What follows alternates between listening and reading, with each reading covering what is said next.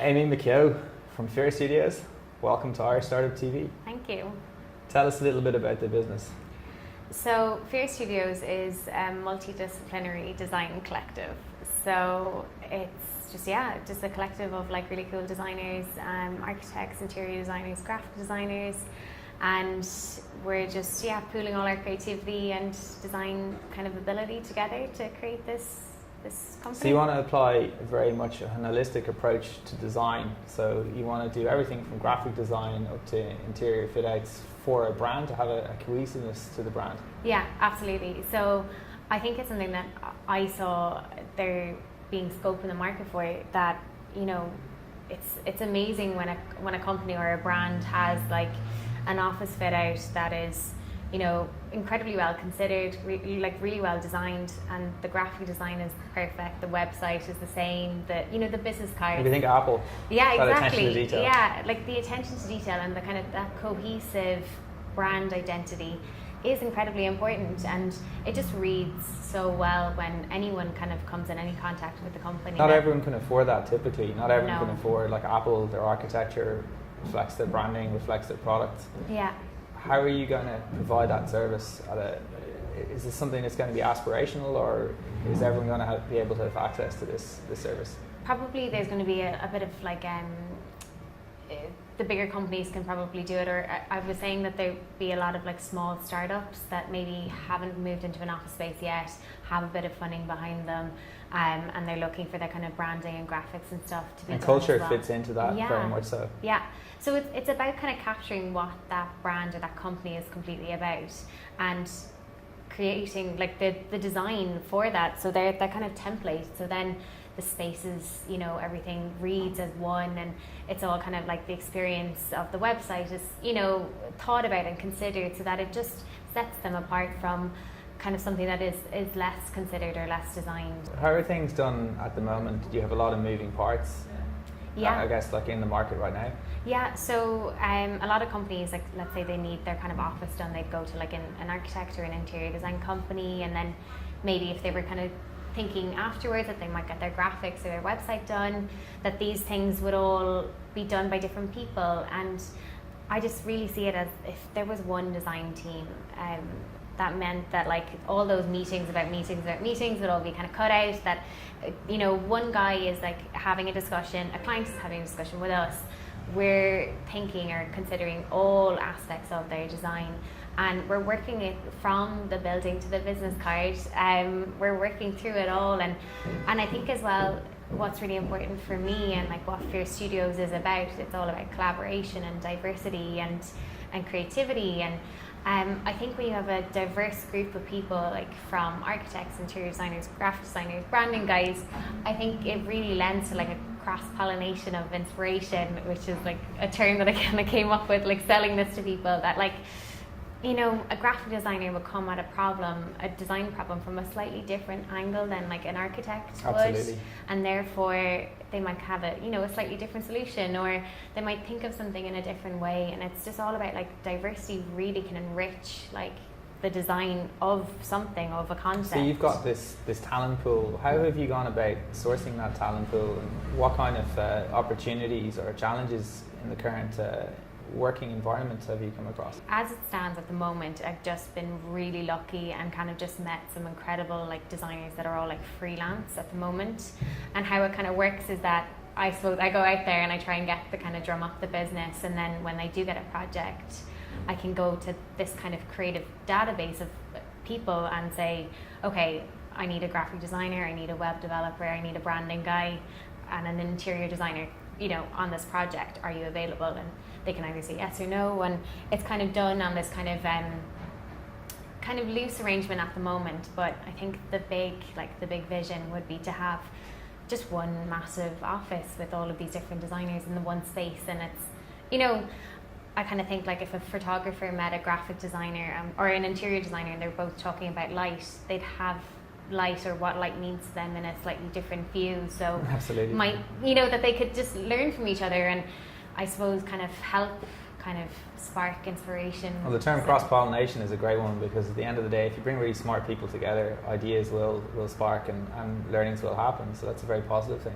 Yeah, exactly. And I think, yeah, I think design, well, especially architects, they're quite segregated. Like, architects kind of work with architects, but I find it fascinating talking to, you know, graphic designers and how they use colour and how they think about colour and how an interior designer thinks about colour. Like, there's such an overlap of amazing kind of ways of thinking about things of design.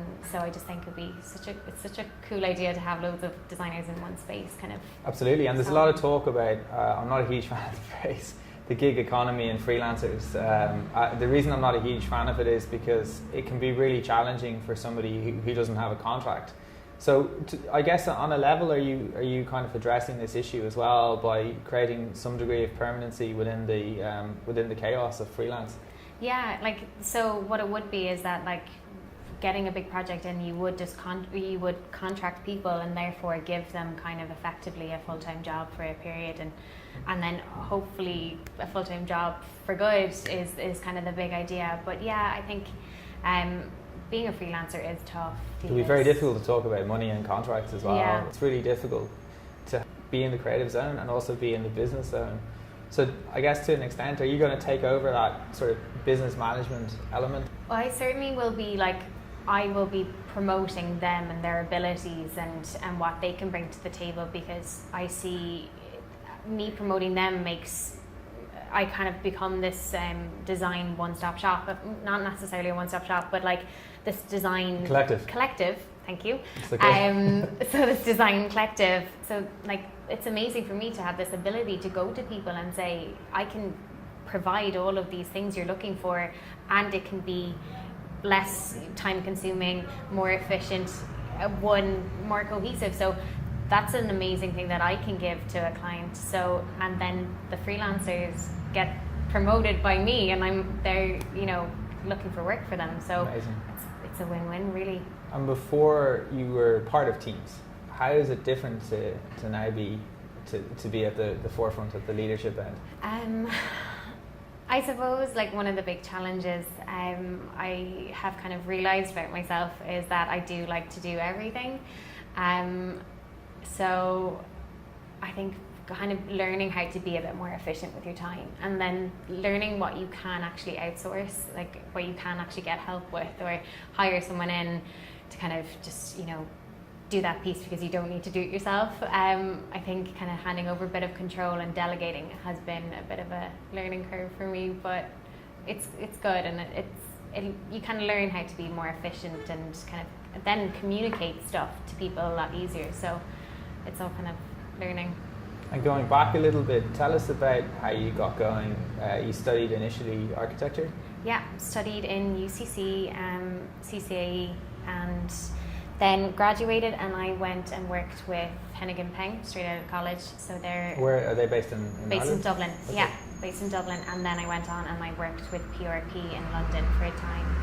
So Hennigan... You were involved in the National Gallery? Yeah, right. It was an absolute privilege to just even see how the site was done, and how they really restored the entire kind of actual fabric of the building, and then they did the kind of the sculpture courtyard and put the glass roof on top of it. So yeah. And what was your own element?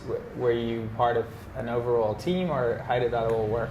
I was a very small cog in the whole project of the architects, but I kind of generally the concrete of the stairwells, you can That's amazing. That's I think awesome. that was my little hand in it. But I suppose just witnessing the whole thing and kind of just getting that privilege to see the site and see it from the skeleton out. So and moving from museum pieces or museums full stop to installation pieces, you're quite interested in, I guess, almost the contents of museums. I've always loved architecture and design and creating something, but I was kind of fascinated in kind of more temporal things, or kind of things that had a quicker turnaround, which is like curation and installation design, and pavilions. So that was the pavilion I did at Electric Picnic.